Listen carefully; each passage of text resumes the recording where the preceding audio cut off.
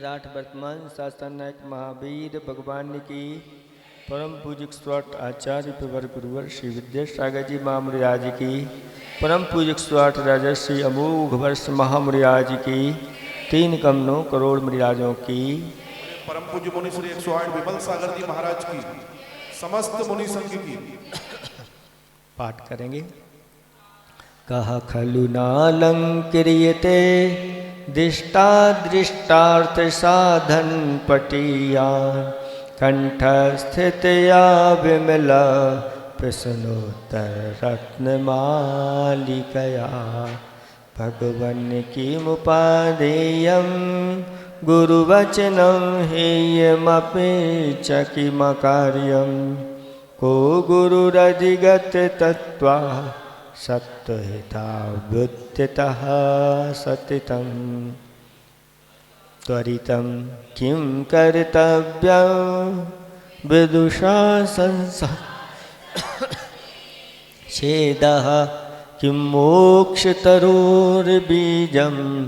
सम्यक् ज्ञानं क्रियासहितं किं पथदनं धर्मः का शुचिरेयश्रमानसं शुद्धं कहा पंडितः विवेकी किं विस्मोदीरिता गुरुवा किं संसारे सारं बहुसोऽपि विचिन्तमानमिदमेव मनुजेषु दृष्टितत्त्वं सुपरितायुत्थितं जन्म मदरेव मोहजनकः का स्नेहा के च दशवो विषयाः का वो वल्ली तृष्णा को वैरी नन्वनोद्योगः कस्मात् भय में मरणा दन्धादपि को विशिष्यते रागी कः सूरो यो ललना लोचन बाणैर्न च विथितः पातुं कर्णाञ्जलिभिः किममृतमिव बुध्यते सदुपदेशा किं गुरुताया मूलं यदेतदप्रार्थनं नाम किं गहनं स्त्रीचरितं कश्चतुरो यो न खण्डितस्तेन किं दारिद्र्यमसन्तोषीव किं लाघवो याञ्चा किं जीवितमनवद्यं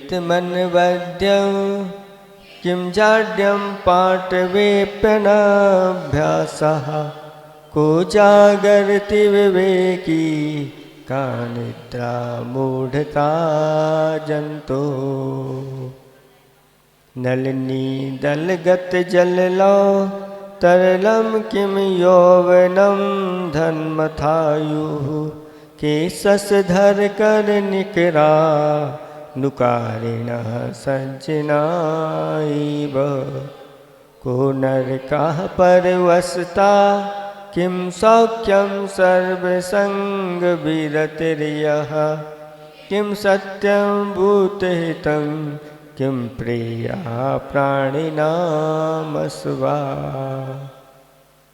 किं दानमनाकाङ्क्षं किं मित्रं यन्निवर्तते पापा कोऽलङ्काराशीलं किं वाचां वण्डनं सत्यं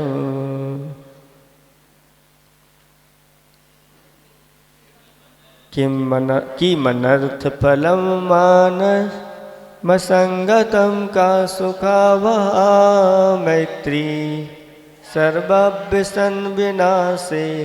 को दक्षा सर्वथा त्यागा कोन्धो यो कारिरतः को बधिरो या शृणोति नाहितानि को मूको या काले प्रियाणि वक्तुं न जानाति किं मरणं मूर्खत्वं किं च नर्घ्यं यदौच्छरे दत्त आमरणात् किं शल्यं पृच्छन्नं यत्कितुमकार्यम्।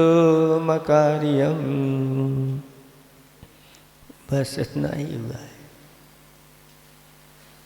18वें नंबर का आज प्रारंभ होना है। इसका उच्चारण करेंगे फिर विवेचन। कुत्र विधेयो यत्नो, कुत्र विधेयो यत्नो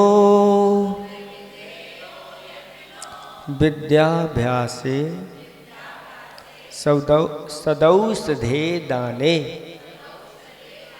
विद्याभ्यासे सदौषधे दाने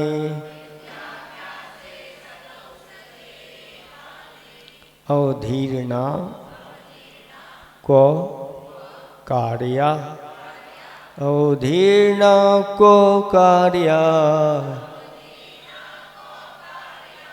खल पर्योषित परधनेषु, खल पर्योषित परधनेषु। कुत्र विधेयो यत्नो विद्याभ्यासे सदौषधे दाने, अवधीर्णा कुकार्या खल पर्योषित परधनेषु।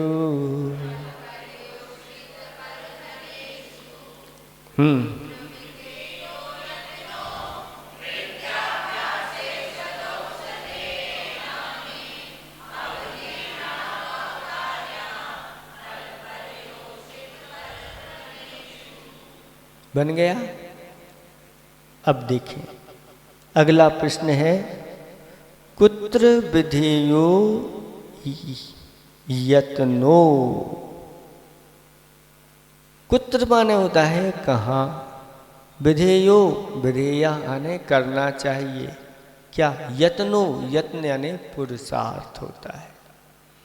यहाँ पर प्रश्न किया जा रहा है कि पुरुषार्थ कहाँ करना चाहिए, किस कार्य में मनुष्यों को पुरुषार्थ करना चाहिए।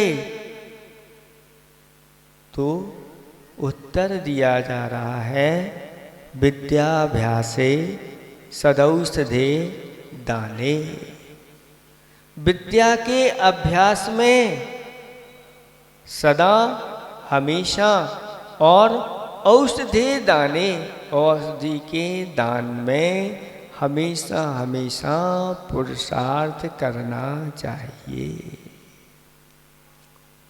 अन्य चीजों में तो यह संसारी प्राणी बहुत पुरुषार्थ करता है, लेकिन इन चीजों में पुरुषार्थ वह नहीं करता। बिरले लोग होते हैं जो इन चीजों में पुरुषार्थ करते हैं। धन कमाने के लिए तो लोग बहुत पुरुषार्थ करते हैं और इधर उधर की चीजों में भी बहुत पुरुषार्थ करते हैं, लेकिन विद्या के अभ्यास में पुरुषार्थ बिरले लोग होते हैं। यहाँ पर विद्या का अभ्यास मुख्य रूप से लौकिक विद्या की बारे में नहीं कहा जा रहा है। लौकिक विद्या में तो लोग पुरुषार्थ करते ही हैं, लेकिन यहाँ पर ऐसी विद्या वही है बंद ना हो जिससे मुक्ति दायनी। मुक्ति को प्राप्त कराने वाली जो विद्या होती है उसके लिए हमेशा पुरुषार्थ करना चाहिए, बचपन से लेकर के बुढ़ापे तक, और यहाँ तक तो कहते हैं कि मरण तक इस विद्या का अभ्यास हमेशा करते रहना चाहिए। अब बूढ़े हो गए हैं, अब हमें क्या करना है, अब फ्री पढ़ना है क्या?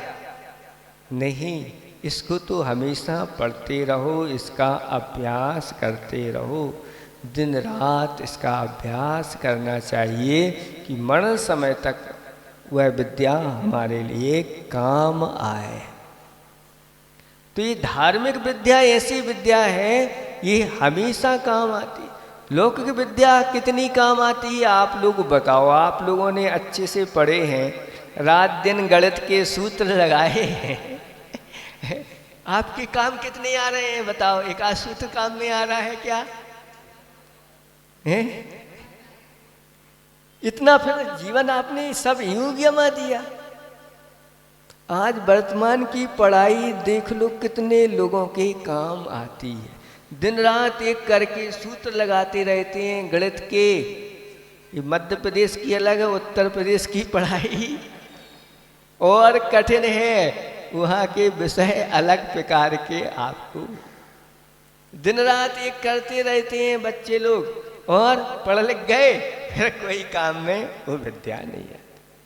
ऐसी विद्या जो काम में आए निरंतर अपन के लिए, वह बचाए खोटी चीज़ों से, अच्छे कार्यों में लगाए और वह धर्म का संपादन निरंतर कराती रहे। ऐसी विद्या उसका यहाँ पर कहा जा रहा है कि ऐसी विद्या का अभ्यास निरंतर करते रहना चाहिए। विद्या के अभ्यास से क्या होता है? विद्या के अभ्यास से एक ओर मानसिक दक्षता बढ़ती है तो दूसरी ओर सामाजिक सम्मान भी मिलता है। जिसके पास ये विद्या होती है वह विद्वान कहलाता है, और विद्वान जो होता है उसकी सभी जगह पूजा सम्मान होता है। कहा है कि स्वदेशे पूज्यते राजा। राजा अपने देश में ही पूज्य होता है। स्वग्रामे पूज्यते प्रभु। जो वहाँ का मुखिया होता है वह अपने ग्राम में ही वह पूज्य होता है। और मूर्ख कहाँ पूज्य होता है? तो मूर्ख की घर में ही पूजा। स्वगृहे पूज्यते मूर्खो। मूर्ख की तो घर में ही पूजा होती है, घर में ही उसको मान सम्मान मिलता है, घर के बाहर तो उसको मिलता ही नहीं। लेकिन विद्वान सर्वत्र पूज्यते। लेकिन एक विद्वान ऐसा होता है जो सभी जगह पूज्य होता है। इसलिए अच्छे अच्छे ग्रंथों का अपनी बुद्धि में संकलन कर लेना चाहिए और तैयार करके उसका अभ्यास भी, उसकी विद्या को प्राप्त करने के लिए पुरुषार्थ करना चाहिए और प्राप्त करने के बाद उसके अभ्यास में भी पुरुषार्थ करना चाहिए। तत्अभ्यास कहें, चाहे विद्या अभ्यास कहें, चाहे शास्त्र अभ्यास कहें, कोई भी शास्त्र हो, सभी में तत्व की बात कही गई है। चाहे वह प्रथमानुयोग हो, चाहे करणानुयोग हो, चाहे द्रव्यानुयोग हो, चाहे चरणा, सभी अनुयोगों में तत्व की बात कही गई है। ऐसे उन सभी ग्रंथों का अच्छी तरह से अभ्यास करते रहना चाहिए। कहा है रटंत विद्या खोदंत पानी। जितना आप रटोगे उतनी विद्या आएगी, और जितना खोदोगे उतना ही अंदर से पानी निकलेगा। इसलिए विद्या को रट करके अपने अंदर उसका संकलन करना चाहिए और रट करके उसके अंदर, तत्व के अंदर भी जाना चाहिए। गहराई में भी चिंतन मनन के माध्यम से जाना चाहिए। ऐसा होना चाहिए। और विद्या को स्वयं अभ्यास के साथ साथ बांटना भी चाहिए। ऐसा नहीं कि अपने पास ही रखे रहो। सरस्वती के भंडार की बड़ी अपूर्व बात, ज्यों खर्चे त्यों त्यों बड़े, बिन खर्चे घट जात। सरस्वती की ऐसी अपूर्व बात है, इसके बांटने से यह बढ़ती चली जाती है, और जो बांटता नहीं उसकी घट जाती है। इसलिए विद्या के अभ्यास में अच्छी तरह से पुरुषार्थ करना चाहिए। तो दोनों प्रकार की विद्या हैं। लौकिक विद्या के लिए भी पुरुषार्थ करना चाहिए और साथ साथ पारलौकिक विद्या के लिए। अगर लौकिक विद्या के लिए नहीं भी पुरुषार्थ किया और पारलौकिक के लिए कर लिया तो भी कल्याण आपका हो जाएगा। लेकिन लौकिक विद्या के लिए तो आपने पुरुषार्थ किया और पारलौकिक विद्या के लिए पुरुषार्थ नहीं किया तो जीवन निरर्थक चला जाएगा। ऐसे जीवन तो आपके लिए अनंतों मिल चुके हैं और उस विद्या के लिए तो आपने अनंतों बार पुरुषार्थ किया है, लेकिन पारलौकिक विद्या के लिए हमने पुरुषार्थ नहीं किया। इसलिए यहाँ पर कहा कि मुख्य रूप से पारलौकिक विद्या के लिए करना चाहिए। इसलिए शास्त्रों में वर्णन आता है कि लौकिक विद्या तो उसके लिए सिखा दी गई, अब पारलौकिक विद्या के लिए भी ऐसे गुरुओं के पास उसको भेजते हैं और कुछ ही समय में वह विद्या प्राप्त करके आ जाता है। तो वह व्यक्ति अपना भी कल्याण करता है और पर का भी कल्याण करता है। इसलिए इस विद्या के लिए हमेशा और आगे आपको बता ही चुके हैं कि इस विद्या के माध्यम से क्या क्या प्राप्त होता है। विद्या के माध्यम से यहाँ पर जो विद्या बताई जा रही है वह आगमिक पारलौकिक विद्या है और पारलौकिक विद्या के माध्यम से असंख्यात गुणी कर्म की निर्जरा होती है, जिनेंद्र भगवान की आज्ञा का पालन होता है, जिन शासन की अच्छी तरह से प्रभावना होती है, ज्ञान एवं स्मरण शक्ति बढ़ती है, अज्ञान का नाश होता है, उलझे हुए प्रश्न सुलझ जाते हैं, ज्ञान से चारित्र की प्राप्ति होती है, देवों के द्वारा पूजा भी होती है, तत्व चिंतन के नए नए विषय मिलते हैं। इसलिए विद्या सीखने में हमेशा हमेशा प्रयत्न करना चाहिए। इसके लिए कोई उम्र नहीं बताई गई है। जब भी धार्मिक अगर विद्या मिलती है, चाहे बालक हो चाहे बूढ़ा हो, आकर के उसको बैठना चाहिए और ये सीखना चाहिए। इस तरह से ये आपका प्रश्न हो गया कि विद्या का। एक और अभी इसका उत्तर है, विद्या अभ्यास के साथ साथ और क्या करना चाहिए? सदा औषधे दाने, औषध दान के लिए भी पुरुषार्थ करते रहना चाहिए। जहाँ भी ऐसा मौका मिल जाए तो औषध। कुछ लोग तो ऐसे हैं कि हमेशा हमेशा वह इसी के लिए तैयार है। अभी कल एक व्यक्ति आया था हमारे पास, वो कहता है महाराज हमने ये गंध चिकित्सा के माध्यम से अच्छा पुरुषार्थ किया है और ये गंध चिकित्सा के माध्यम से हम इलाज करते हैं।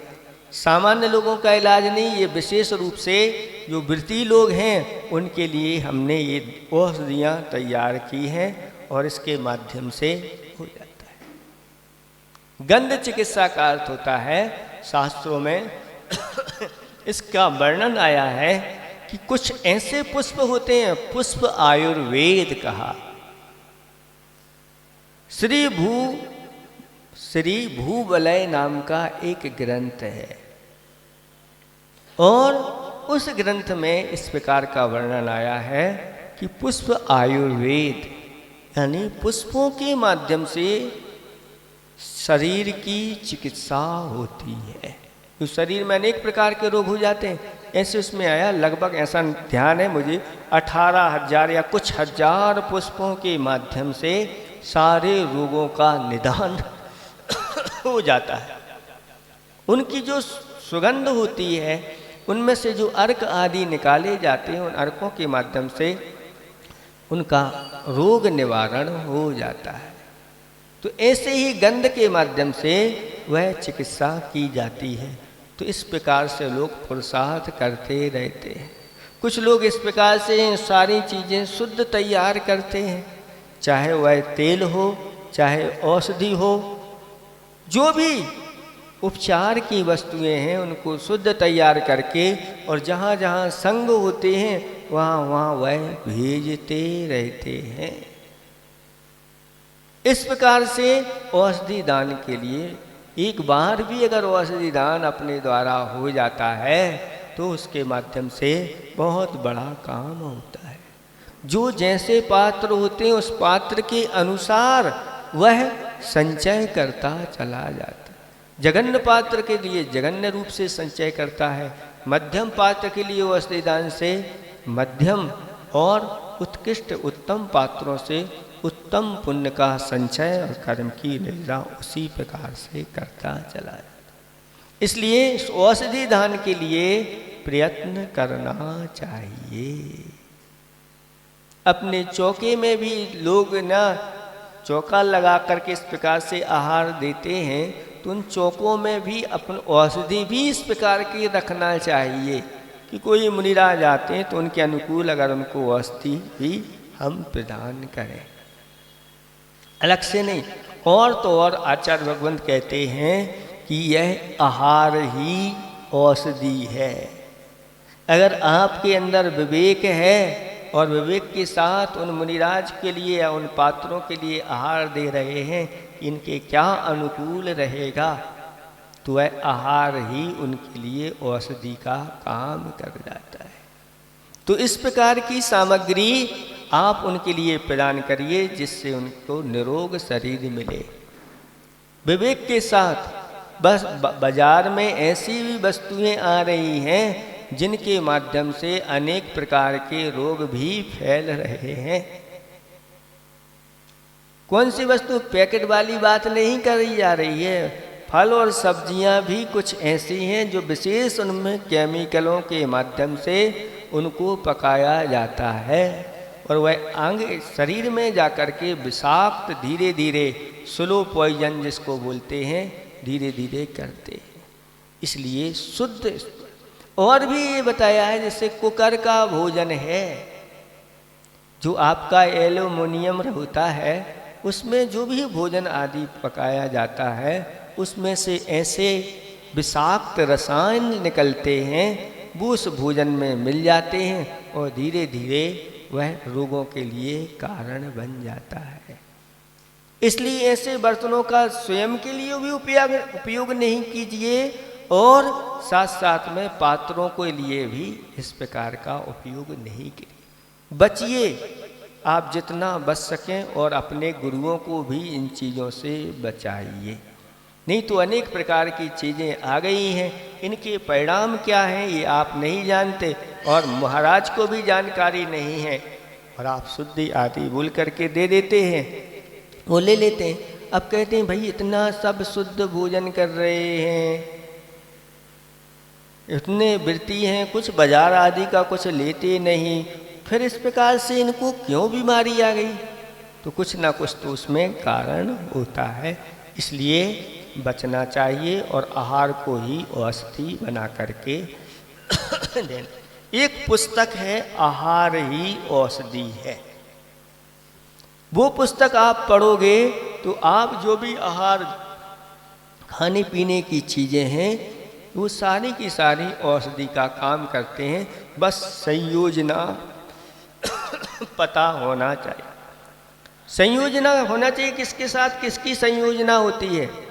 अगर कुछ भी संयोजना हो गई, विकृत संयोजना हो जाती है तो वह दोषों के लिए कारण बन जाता है और साथ साथ में बहुत जीवों की उत्पत्ति के लिए भी कारण बन जाते हैं। जैसे दुदल आदि होते हैं, उनकी संयोजना हो जाए तो जीवों की उत्पत्ति हो जाती है।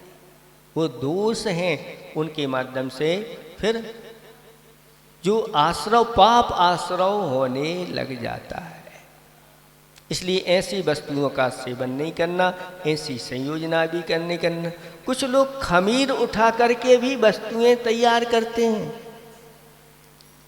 खमीर उठाने का अर्थ हो गया कि उसमें अगर थोड़ी सी विकृति आई, गंध दुर्गंध जैसी आने लगी, तो उसमें समझ लेना जीवों की उत्पत्ति हो जाती है। इसलिए उन चीज़ों से बचना चाहिए। तुरंत के तुरंत इस प्रकार से करके बनाते हैं तो कोई दिक्कत नहीं, लेकिन उसमें जैसे ही समय हुआ, थोड़े समय के लिए आपने रख दिया, तो उसमें ऐसी चीज़ें डालने से खमीर उठने लग जाता है। बचना चाहिए।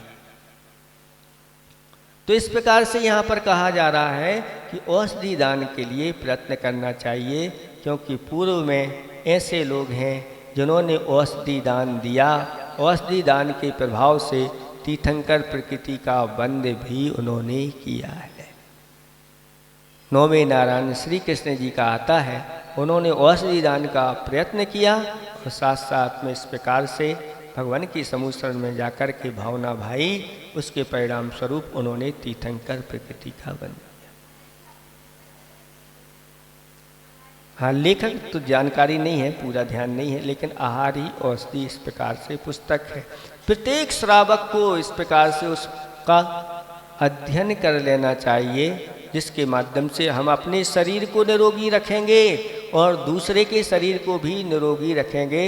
और पहला सुख और निरोगी काया है तो फिर आपका अच्छी तरह से धर्म ध्यान होगा और दूसरों का भी धर्म ध्यान होगा। और औषधि दान करने वाले आगे जाकर के निरोग काया को प्राप्त करते हैं, साथ साथ में अनंत बल आदि को भी प्राप्त कर लेते हैं। इसलिए औषधि दान के लिए प्रयत्न करना चाहिए। शास्त्रों में वर्णन आया है कि कैसे भी हो, अजैन भी वैद हो तो भी ऐसे पात्रों के लिए ला करके अच्छी तरह से, योग्य अजैन वैद है तो उसको भी अच्छे से उनको पात्रों को दिखा करके उनका इलाज कराना चाहिए। इसमें किसी प्रकार का प्रमाद नहीं करना चाहिए। इस तरह से ये एक प्रश्न के 2 उत्तर हो गए कि यत्न कहाँ करना चाहिए, विद्या के अभ्यास में और अच्छी औषधि के दान में अभ्यास करना चाहिए। अवधीर्णा को कार्या, अवधीर्णा का अर्थ होता है अनादर। कोई माने कहाँ, कार्य यानी करना चाहिए। अनादर कहाँ करना चाहिए, किन वस्तुओं में अनादर करना चाहिए? तो उत्तर देते हैं खल पर्युषित पर धनेषु। खल का अर्थ होता है दुष्ट, पर्युषित का अर्थ होता है पर स्त्री, और पर धनेषु यानी दूसरों का जो धन है उन सब में क्या करना चाहिए, अनादर करना, मतलब उनका आदर नहीं करना चाहिए, यानी उनकी चाह नहीं रखना चाहिए। अनादर का यहाँ तिरस्कार नहीं लेना, नहीं कि ये जो भी मिल जाए इनका तिरस्कार कर दो क्योंकि अनादर का अर्थ यहाँ पर इस प्रकार से लेना कि इनसे दूर रहना, इनसे बचना, इनसे अपनी सुरक्षा रखना। उसमें सबसे पहले रखा खल। खल माने खलबट्टा नहीं, खल का अर्थ होता है दुष्ट व्यक्ति खलबट्टा मतलब उसके चक्कर में आ गए तो पिस जाओगे, कुट जाओगे, पिट जाओगे। जैसे खलबट्टा का स्वभाव होता है वैसे ही खल का स्वभाव होता है इसलिए कहा है कि देखो जो खल होते हैं उनसे दूर रहना चाहिए। बैल से 10 हाथ दूर, हाथी से 100 हाथ दूर। आप हाथी को गुस्सा आ गई हाथी को तो पकड़ के आपको ऐसे फेंक देगा, और दुष्ट आदमी से तो 1000 हाथ दूर रहना चाहिए। यानी इनकी संगति नहीं करना चाहिए, इनकी संगति से बचना। एक हंस ने कौवे की संगति कर ली और जाकर के एक वृक्ष पर बैठ गया। वहाँ पर एक पथिक आया और उस पथिक ने उस वृक्ष के नीचे विश्राम किया, लेट गया, और वहाँ पर दोनों बैठे थे, कौन, कौआ और हंस। और देखा कि जो पथिक लेटा हुआ है यह वृक्ष की छाया इसके ऊपर पड़ रही है, लेकिन कुछ स्थान ऐसा है जहाँ इसके ऊपर धूप की किरणें पड़ रही है। तो जहाँ से धूप की किरणें आ रही थी तो हंस ने क्या किया, अपना पंख फैला दिया, जिससे उसकी वह उसके ऊपर छाया पड़ने लगी। लेकिन कौए को सहन नहीं हुआ। कौए का स्वभाव अलग था और उस कौए ने उसको देख करके इसने ऐसा किया है, लेकिन कौए ने उसके ऊपर बीट कर दी और बीट करके और दूसरी डाल पर वह बैठ गया।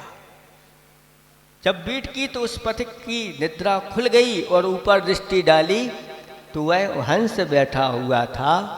तो इस हंस ने ही इस प्रकार का कार्य किया है और उसने बाण के माध्यम से उस हंस को मार दिया। तो कौए की संगति में आकर के कौआ तो बच गया, लेकिन हंस मर गया। इसलिए ऐसे लोगों की संगति में नहीं रहना चाहिए। कोई जुआरी है और कहीं जुआ हो रहा है और कोई अच्छा व्यक्ति जाके वहाँ खड़ा हो जाए, थोड़ा सा देखने लगे कि क्या हो रहा है, इतने में पुलिस आई तो जुआरी तो सब भाग गए और जो देख रहा था उसको पकड़ करके ले गए। वहां आप सुनने वाला नहीं, आपके देख रहे थे नहीं, यहाँ तो आपको स्थान पर जो पकड़ा गया वही जुआरी के। इसलिए ऐसी संगति से, दुष्टों की संगति से बचना चाहिए। इनकी क्या करना चाहिए? उपेक्षा करना चाहिए। फिर इसके बाद परयोषित पर स्त्रियों से भी बचना चाहिए या पर स्त्रियों की उपेक्षा करना चाहिए, क्योंकि इनके माध्यम से भी बहुत बड़े बड़े अनर्थ देखने को मिलते हैं। वन में राम और लक्ष्मण जी थे, वहाँ पर कौन पहुँच गई? सूर्पनखा। अपने पद्म पुराण के अनुसार तो उसका नाम चंद्रनखा था और उसने अपने हाव भाव प्रकट करना प्रारंभ कर दिए, लेकिन राम और लक्ष्मण उससे बहुत दूर रहे। जब इस प्रकार से उसकी वहाँ पर दाल नहीं गली तो वह जाकर के इस प्रकार से अपने भाई रावण के पास जाकर के कह दिया और जाकर के इस प्रकार का कार्य उसने करवा दिया।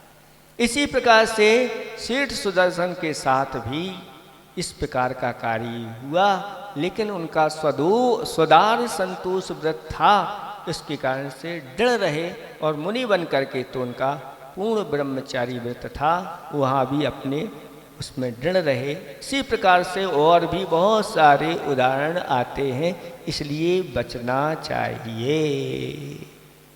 और साथ साथ में पर धनेशु, पर का जहाँ धन हो तो उसमें हाथ नहीं लगाना चाहिए। देखो रामचंद्र जी ने लंका को जीत लिया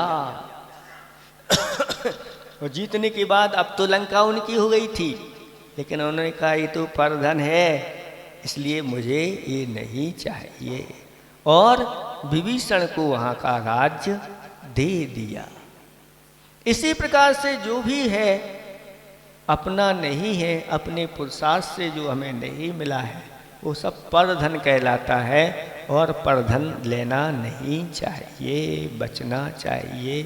किसी का पड़ा हुआ, गिरा हुआ, भूली हुई चीज़ वो परधन कहलाती है, इसलिए परधन अपने लिए चोरी का दोष लगता है और अनेक प्रकार के दुखों का कारण भी।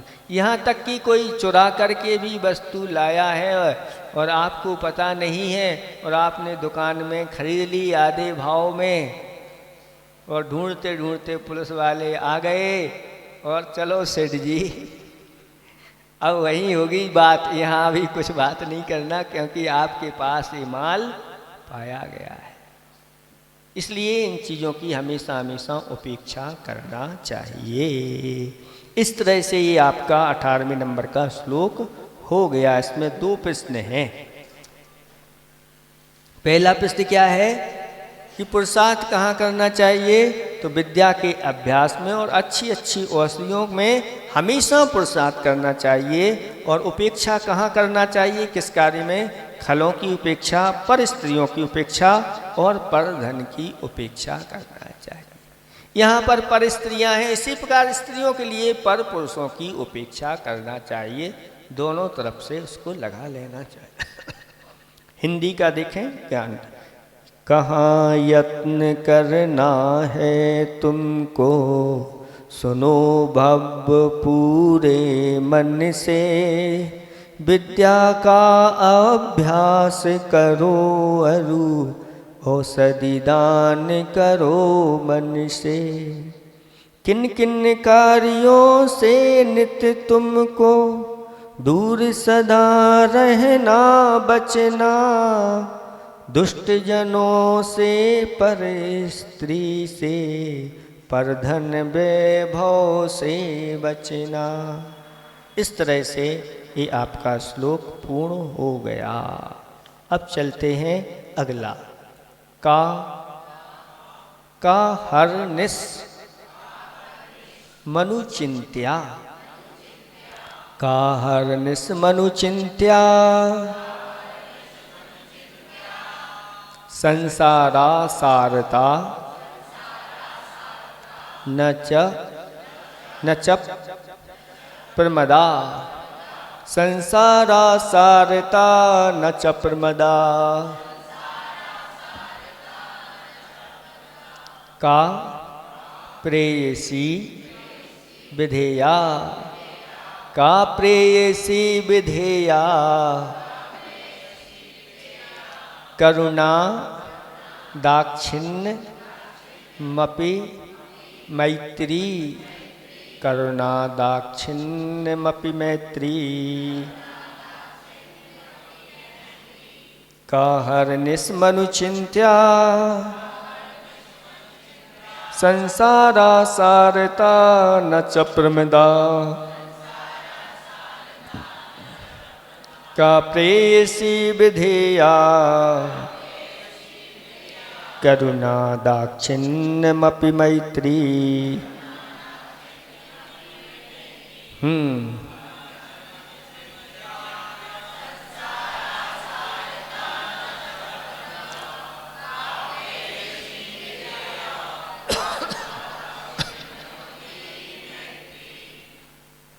बन गया।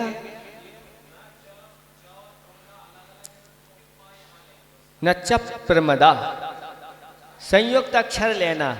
संयुक्त अक्षर इसलिए लेना कि चाह पे सुराघात करना, क्योंकि चा की यहाँ अगर एक मात्रा है तो हमें दो मात्रा चाहिए, क्योंकि ये छंद जो है मात्रिक छंद है। और भी जहाँ वर्णिक छंद होते हैं, छंदों में हमेशा हमेशा सुराघात करके पढ़ना चाहिए। अलग अलग हैं तब भी कोई दिक्कत नहीं, अलग हो चाहे ना हो, लेकिन उनको सुराघात पढ़ने से हमारे लिए मात्रा दो चाहिए, तो उतने उस पर सुराघात होगा तो समय लग जाएगा, इसलिए उसकी दो मात्रा होती है। जिसमें समय कम लगता है वह एक मात्रा, जिसमें समय ज़्यादा लगता है उसमें दो मात्रा। और बहुत ज़्यादा समय लग जाए तो फिर वो क्या हो जाती है, बहुमात्रा, तीन मात्रा, उसको पुलुत बोलते हैं। और संगीत में वह पुलुत चलता है, ऐसा है। तो अब देखो अगला प्रश्न है का माने क्या।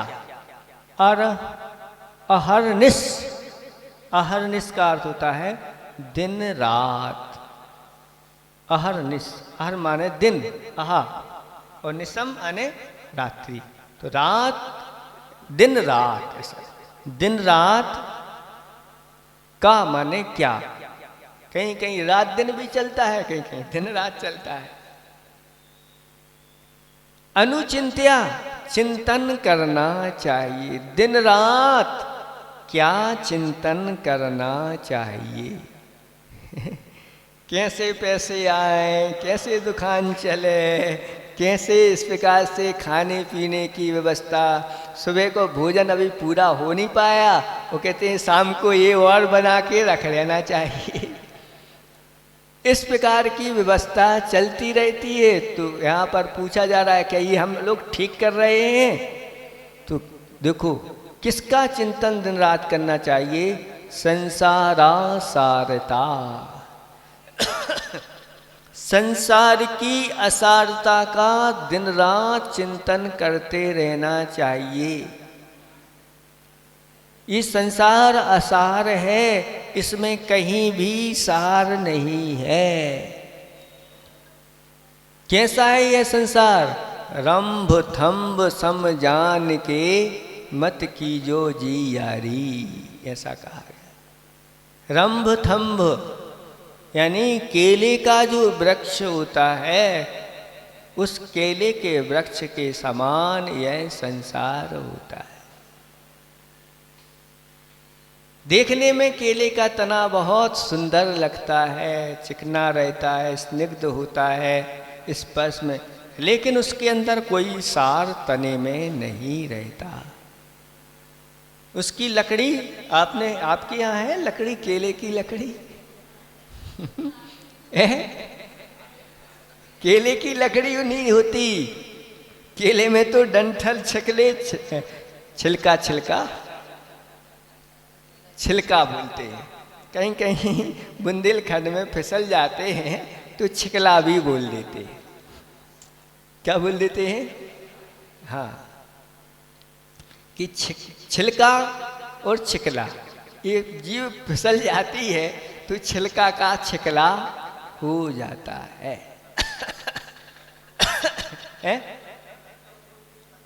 लखनऊ का नखलऊ इस प्रकार से हो जाता है। बहुत सारी फिसल करके और सफल हो जाते हैं और चलने लगते हैं, वह फिर मान्य हो जाते। उसको अपभ्रंश भाषा, उसका भी एक भाषा नाम दिया, ये अपभ्रंश में इस प्रकार से चल जाता है। तो यहाँ पर कहा जा रहा है कि उसमें किसी प्रकार का संसार में सार नहीं है, इसलिए इसकी असारता के बारे में चिंतन करना चाहिए। चारों गतियों की असारता के बारे में, चारों गतियों के दुखों के बारे में निरंतर चिंतन करना चाहिए। महाराज ये दुख का वर्णन कहाँ मिलेगा? तो आप लोग ने 6 ढाला की जो पहली ढाल है, बस उसको अच्छी तरह से आप पढ़ लीजिए। उसमें चारों गतियों के दुखों का वर्णन मिलता है। इसलिए संसार में सार नहीं है, हमें इस संसार से पार होना है। इसलिए इस पार होने का उपाय निरंतर चिंतन करना चाहिए और संसार की असार। यह संसार कैसा है? सब नश्वर है, क्षण के हैं। बड़े बड़े चक्रवर्ती भी इस पृथ्वी पर हुए हैं और वो सब कुछ होते हुए भी सब यहीं पर हुए और यहीं सब छोड़ करके चले हो गए। ये पृथ्वी किसी की नहीं हुई।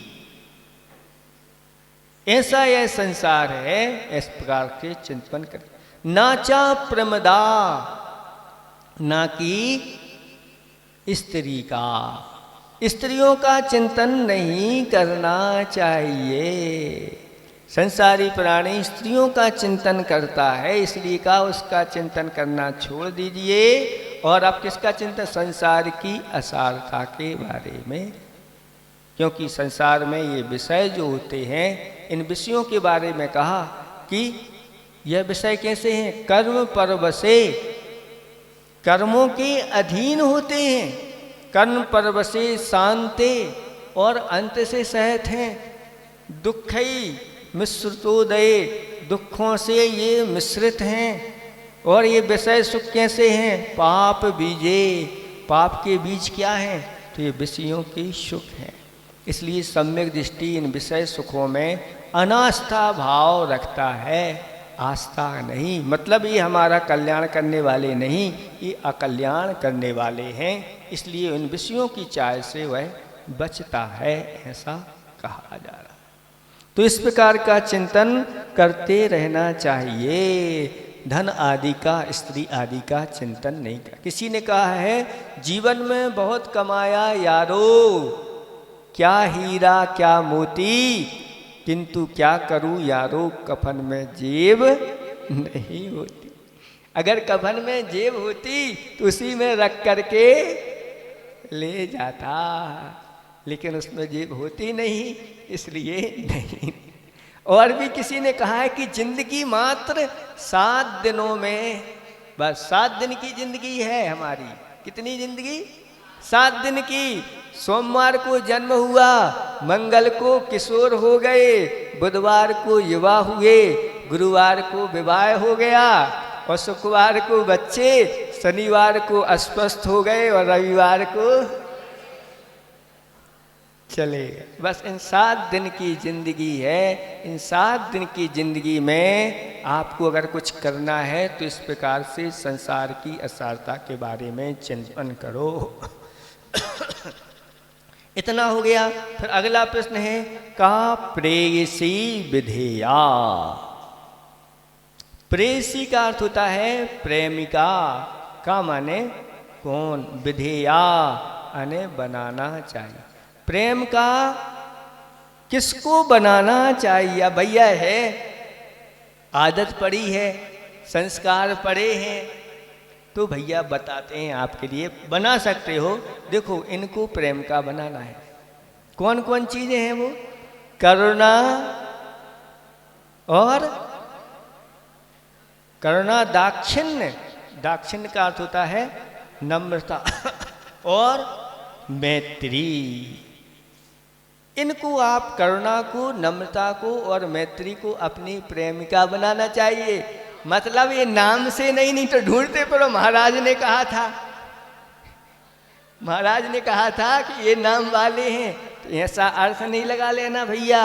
सुनो, करुणा का अर्थ होता है अपने अंदर करुणा गुण को प्रकट करना चाहिए, और करुणा गुण के साथ हमेशा हमेशा रहना चाहिए। यानी जीवों के ऊपर करुणा करना चाहिए।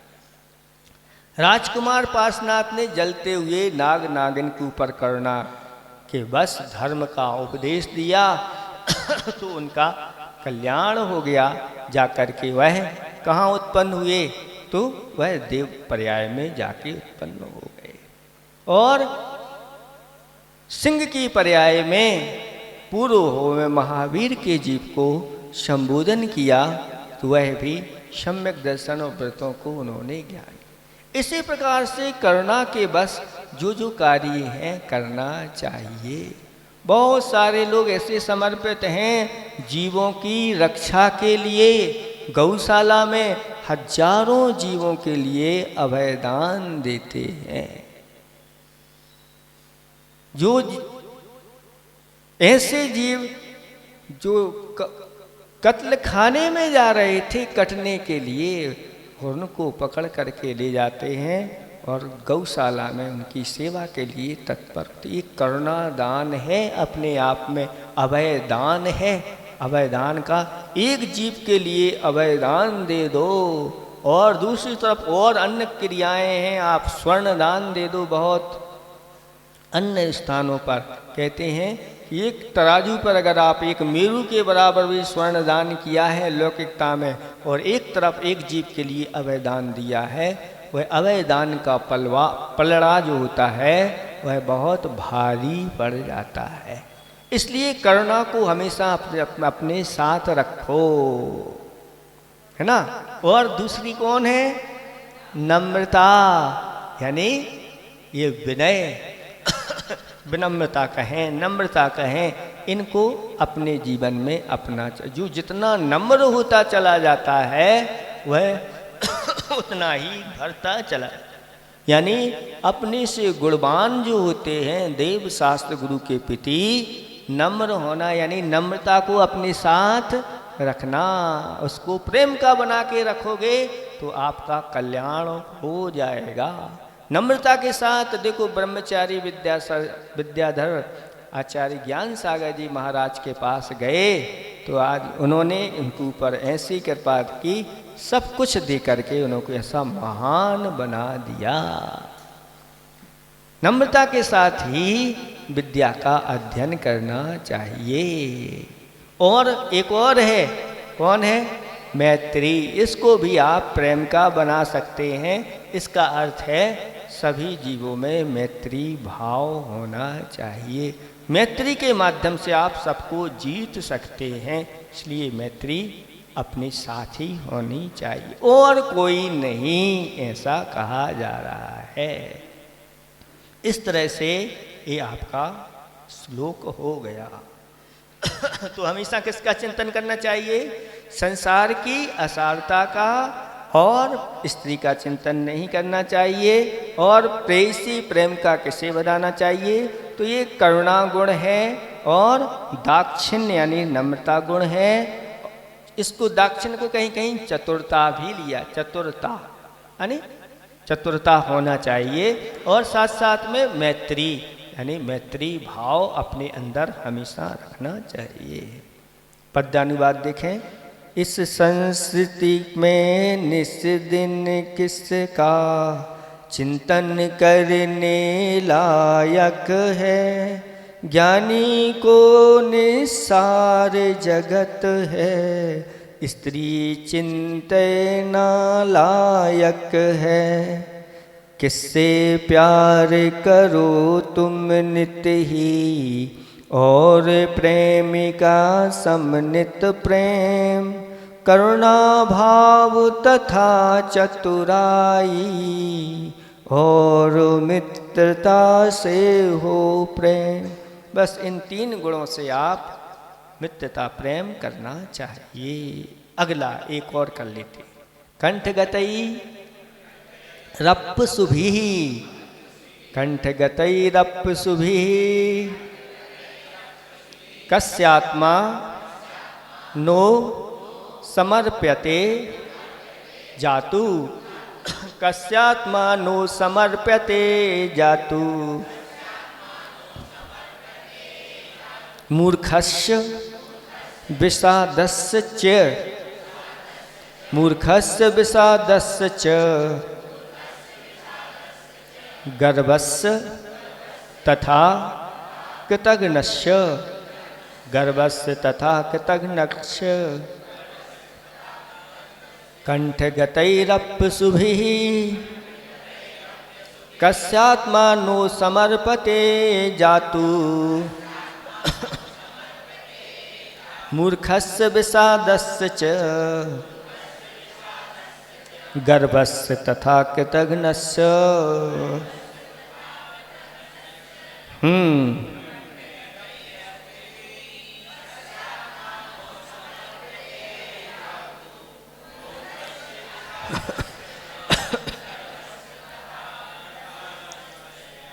बन गया।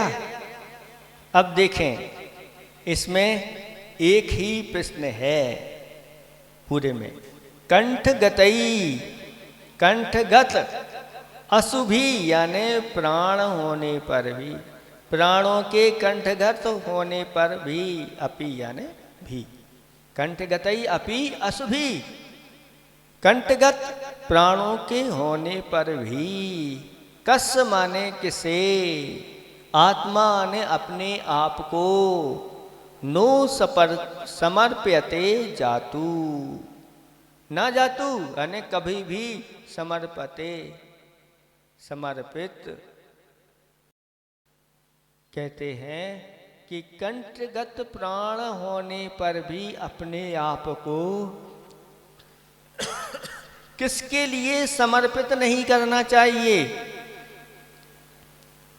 तो ये उत्तर दिया, प्राण भी निकल जाए तो भी नहीं, ऐसे लोगों के लिए अपने आप को समर्पित करना चाहिए। वो कौन कौन से हैं? मूर्खस्य विषादस्य च, मूर्ख और जो विषाद से युक्त यानी खेद खिन्न पुरुष है, और गर्वस्य यानी घमंडी को, तथा कृतघ्नस्य कृतघ्नि को। ये 4 हैं। मतलब मूर्ख को, मूर्ख के पास जाकर के अपने आप को समर्पित नहीं करना चाहिए। क्यों? क्योंकि मूर्ख की संगति में अगर आ गए तो कब प्राण निकल जाएं कोई भरोसा नहीं। फिर महाराज संकट आया है तो फिर क्या करें संकट में? तो कहा कि संकट में पंच परमेष्टि की शरण में जाना चाहिए, अथवा 4 शरण बताई हैं, उन 4 की शरण में जाना चाहिए। अरहंत भगवान की शरण में जाओ, सिद्धों की शरण में जाओ, साधु की शरण में जाओ, और भगवान के द्वारा कहा हुआ धर्म है उसकी शरण में जाना चाहिए। आचार्य मानतुंग महाराज के ऊपर जब संकट आया तो किसकी शरण में चले गए? आदिनाथ भगवान की शरण में। समंतभद्र स्वामी 24 तीर्थंकर भगवान की शरण में चले गए, और धनंजय कपि विशापाहार स्तुत आदिनाथ भगवान की स्तुति कर दी, और वादिराज भगवान महाराज ने एक ही भाव स्तुति की।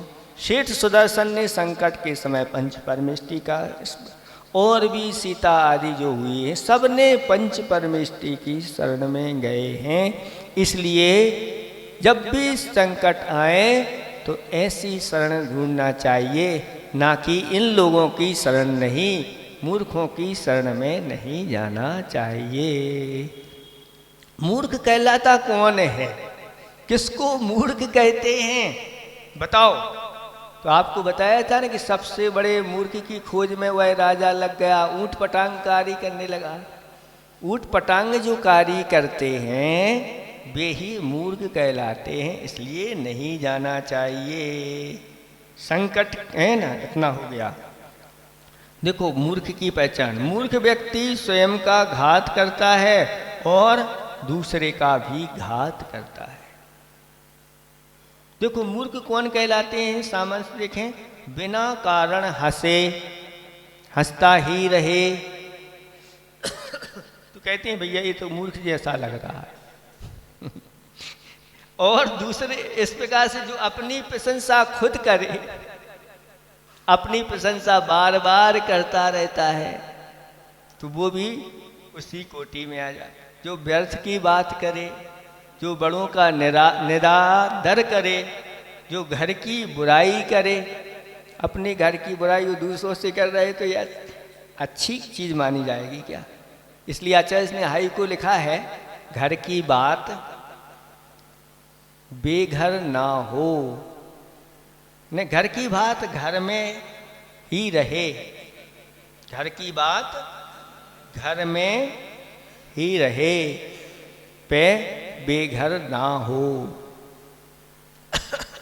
दूसरे घर में अपने घर की बात नहीं जाना चाहिए, लेकिन अपनी घर की बुराई करते रहो तो ये अच्छा ही नहीं, ये मूर्खता की चीज़ें कहलाती हैं। इसलिए आप लोग आकर के मंदिर में इधर उधर की एक दूसरे की है ना, सास बहू की कहे, बहू सास की कहे, तो ये आपकी अच्छा ही नहीं, मूर्खता कहलाएगी। इसलिए ऐसा अब नहीं करना, मूर्ख नहीं बनना। और जो बिना कहे बीच में बोले उसको भी मूर्ख कहा जाता है। अथवा बुद्धिहीन जो व्यक्ति होते हैं वह सब मूर्ख की कोटि में आ जाते हैं। इसलिए मूर्खों की शरण में नहीं जाना चाहिए। और भी बहुत सारे उदाहरण हैं। वो भी मूर्ख है जो जिस डाली पर बैठा है उसी डाली को काट रहा है, और जो खेद खिन्न है ऐसे व्यक्ति को भी समर्पित नहीं करना चाहिए। खेद खिन्न का जिसके अंदर स्थिरता नहीं है, स्वयं व्यक्ति अस्थिर है, तो ऐसे व्यक्ति की शरण में नहीं, ऐसे व्यक्ति को गुरु नहीं बना जाना चाहिए। जो स्वयं अस्थिर होते हैं इनको समर्पित नहीं करना चाहिए।